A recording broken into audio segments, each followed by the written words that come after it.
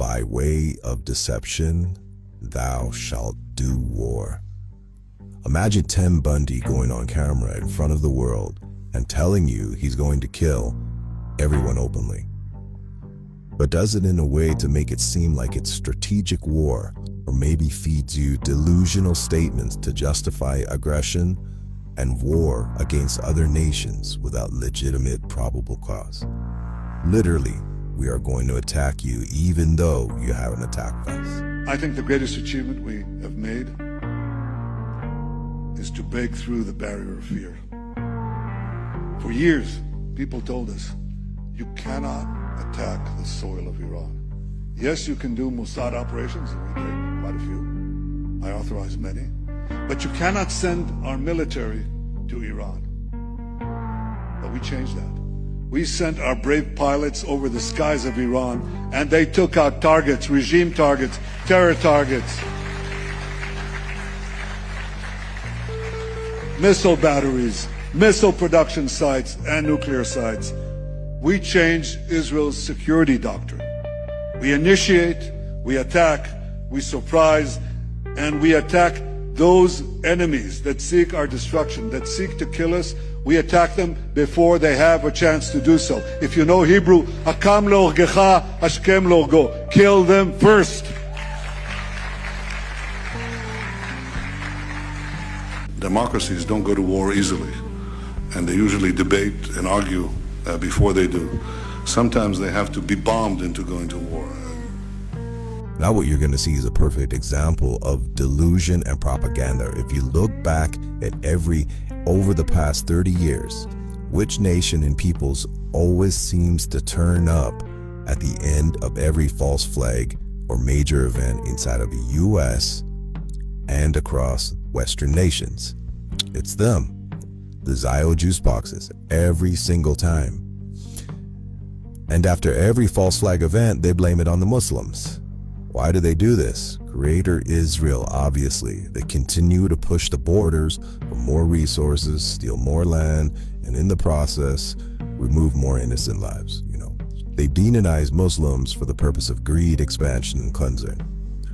I mean, who does that sound a lot like from their perspective in the history books? The number one threat for America is the Muslim Brotherhood.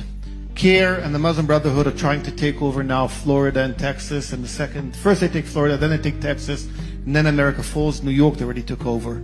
Now it's not only a threat for America, it's a threat for Israel. In 15 years from now, Israel will have a war with Egypt. The Muslim Brotherhood will eventually take over Egypt. The Muslim Brotherhood, which is a Sunni jihad, now after we weaken the Shia jihad, will be a threat to the world. Turkey is now taking over. Fidam Khan, what's his name? The foreign minister, Hakam Fidan, the foreign minister of Turkey, announced that we took Haleb, we took Damascus, and Jerusalem is next.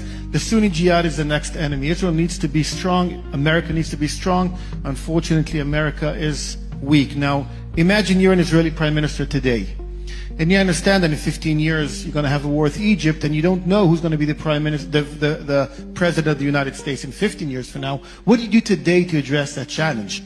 Even if it's an American one, the Muslim Brotherhood takes Texas and Florida, imagine where America can be. That's a threat not only to Israel, not to Western society, it's a threat to mankind.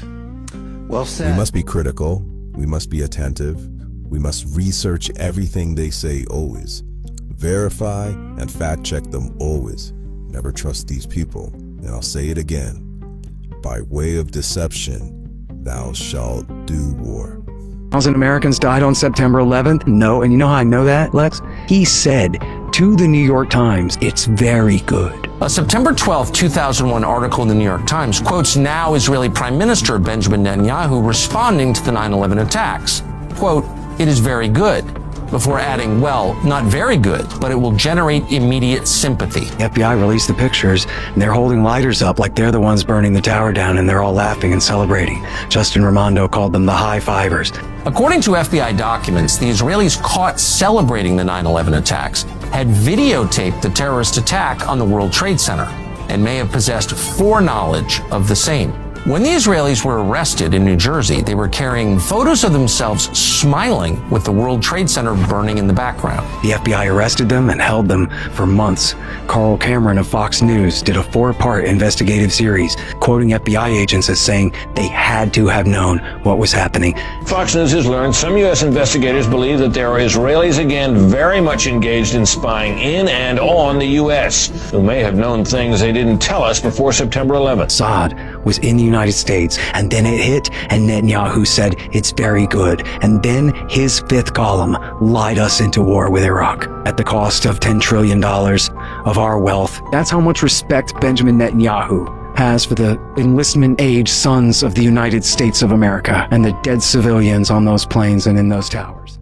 Trust me when I say, none of this, and I mean none of this, happens out of coincidence.